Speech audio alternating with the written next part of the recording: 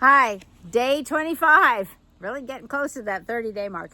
Today I was reading the Tiny Experiments book, and it was the section about the courage to be curious, that there is a barrier to self-renewal, and it's just not knowing how to get started to do it. So her suggestion is to get curious about our life.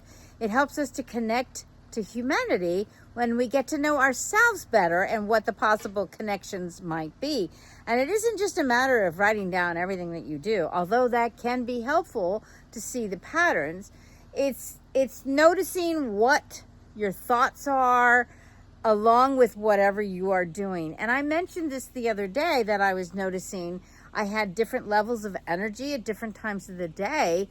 And if I would start to capitalize on that, it might be helpful for me. So for instance, who likes doing housework? Not me, but I know that if I do little bits of house cleaning chores every single day, that by the end of the week, it'll all be done. So I have a little set of index cards that I have sitting in an old business card holder.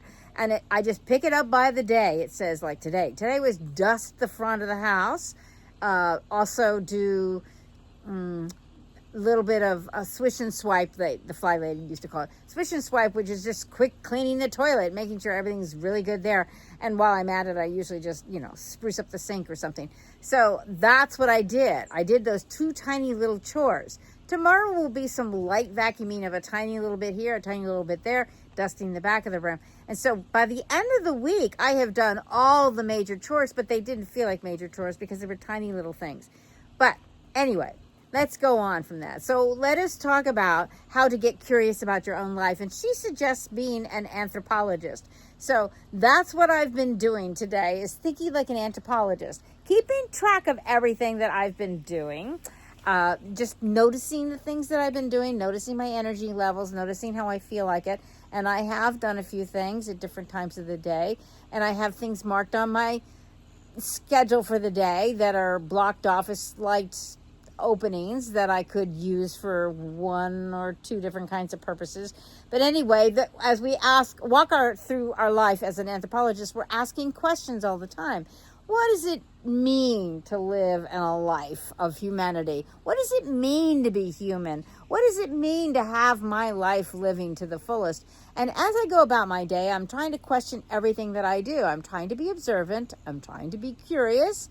And I'm asking myself questions about things. Why is this the way it is? What could I do differently? Is this true, what I'm thinking about? So I can put a timestamp on all my thoughts. I can keep track of everything. This is perfect for a bullet journal if you are that kind of a person. And so all of it there would be captured and dated, and I can make notes about all kinds of things that could come up. And I'm going to leave you with the last thought today, which was from John Maxwell. I read today's thing in his daily reader for April 21st. He says, growth is a choice. Change is going to be inevitable, but growth is an option. So you either choose to grow or you choose to fight the growth. So people unwilling to grow will never reach their potential. So I am offering this suggestion that we all commit to personal growth. And that's day 25.